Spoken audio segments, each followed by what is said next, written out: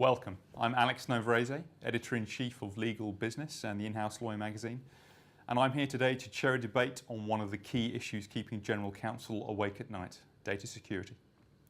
I'm here with three individuals to give us some insight, who I'll introduce. To my right is Stewart Roome, Global Head of Cybersecurity and Data Protection at PWC Legal. Also to my right is Raj Roy, Legal Director of Residential Energy at British Gas. And to my left is Tony Bland of the consulting group Change Harbour. Well, I guess this is kind of an open question for the panel. In dealing with these situations, is the Chief Information Security Officer, is he the one leading it and the General Counsel is supporting that, or is the General Counsel leading it and the CISO supports that? How does it? Because if I can think of one way that many companies will fall down, it always comes down to turf wars and who's reporting into who and all that. And any thoughts on that?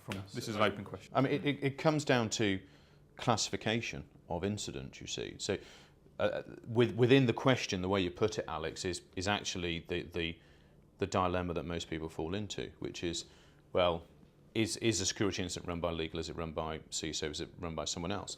The answer is, what is the incident and how is it classified, and what are the impacts are going to determine the handling of the thing at particular moments in time.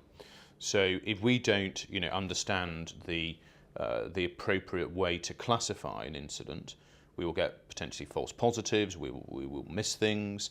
We will not have the right kind of escalation and the right kind of procedures in place. So what's really essential is to get, as I said before, to get on top of threat and vulnerability, figure out what's going to hit your business and why, and the likelihoods of these things. When you've got that, you can scenario plan. And in scenario plan, you will have a taxonomy that's clear and an escalation process that's clear. Because the reality is the majority of security incidents, which are made up of multiple events, will actually be led by the IT team, and in all probability should not leave that place. Yeah. So that's really the answer to the question. It lies in the taxonomy, threat and vulnerability, escalation and clarity. If you don't get that, then you get what you've just described, which is people going, oh my word, turf war, who is it? Right, legal better run it, security better run it, and in fact, no one is running it. I get the point that clarity is probably the most important thing, but generally speaking, would your advice be, and you've got a foot in both camps, would your advice that generally speaking it should be the General Counsel as the team cap? No. Or should it be? Or CISO? They come in as the support? No. If we're talking about the really big incidents, the ones that are the ones that we see played out in the press, then the board should be leading those, and the CEO should be leading those, and they should be advised appropriately by the experts.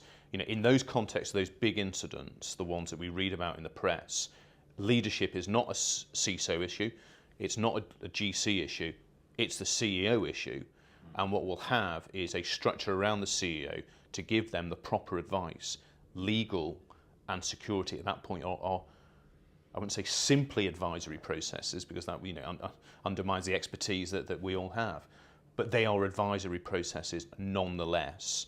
And in light of those processes, an execution plan. So it's not a CISO thing, it's a board, it's the top of the business. But rolling back a bit more to the day in, day out, in terms of creating the framework to manage risk, and then enforcing it, checking that the policies are actually being enforced, do you see at that level, at that point, would you see the General Counsel should be leading out, or should that come from the data security team? So on a day-to-day level with a sort of a medium type of incident, so it depends what it is. If it is a technology-based incident, then it's a technology-based team who will be leading that, probably supported by CISO, but not necessarily CISO in charge. If that is the classification of it. But I think where you're pushing me, Alex, is to a place you can't actually go, which is to say, I'm thinking slightly less of the actual incident. I'm thinking more designing and enforcing a framework to manage risk and make sure the right policies are in place and people are doing the right things, rather than the point that you get to a breach. Yeah, exactly. So the design of those frameworks is not a CISO design or a legal design. It's the community of those experts that are working to that vision. So if the board says, the vision for our board is that we will have, for instance, a zero tolerance on this particular kind of incident in the supply chain, because it will affect our reputation, our ability to then get a license in a particular geographical country. If that is the visionary issue that needs to be dealt with, the people who would then build the response plan would include the General Counsel, the CISO, and local people in the territory where the license is at risk. That's the point about the vision will then tell you what kind of structures need to be put in place to deliver on it. It has to begin at that point. Whereas, if you were to have a vision, So that's equal responsibility. in terms of the Who gets fired when it goes wrong? Is it the CISO or the GC? Yeah, well, so it would not be CISO or GC getting fired when it goes wrong on those issues, because that design would be built in a community. It would be tested. It would be scenario tested in advance. Yeah. Every time every time a real incident occurred, root cause analysis, remediation, things would occur, and you'd refine your process. So you wouldn't be expecting a sacking situation around the incident handling, because the incident handling would be good.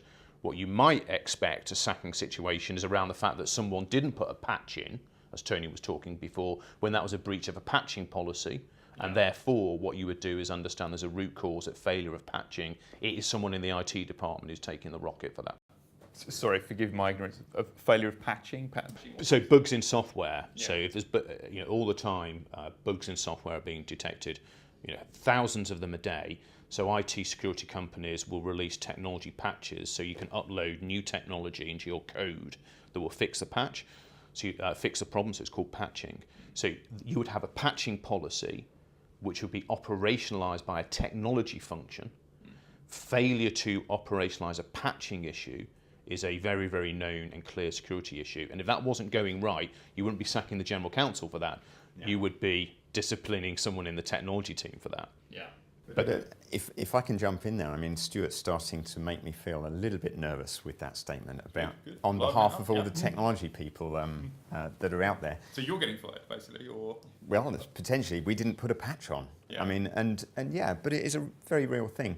But I think the idea of classifying security incidents and data incidents and having response plans that are agreed with the board, I think has got an awful lot of merit.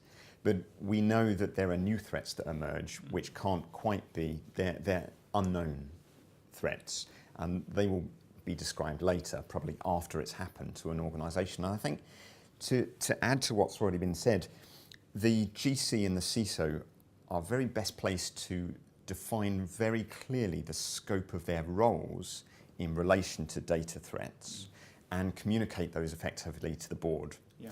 So that this framework that we're talking about has also a sort of an understanding with the CEO and the board as in what happens if something new comes along.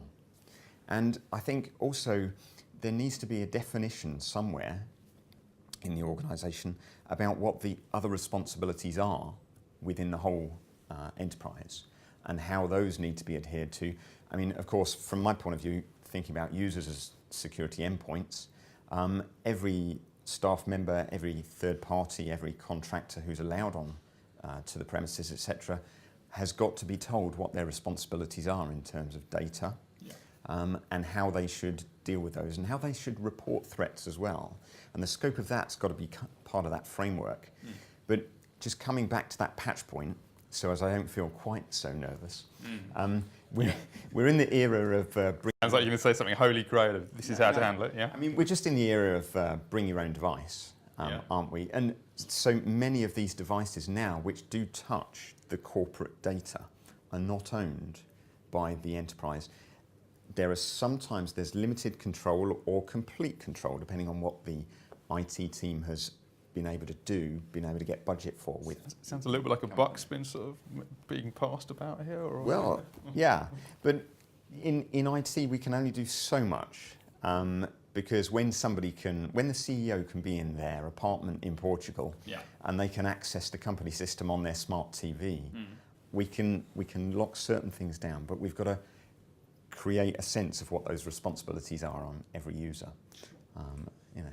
Can I just come back? So, and I don't want to be giving the impression that we should be sacking IT people all the time. I actually, as Raj will tell you, for me, I think if we get into a cycle of punishment in security breach cases, we go the wrong way. So, the cases I've done in litigation, Alex, are about the negative incentive which is in the regulatory scheme.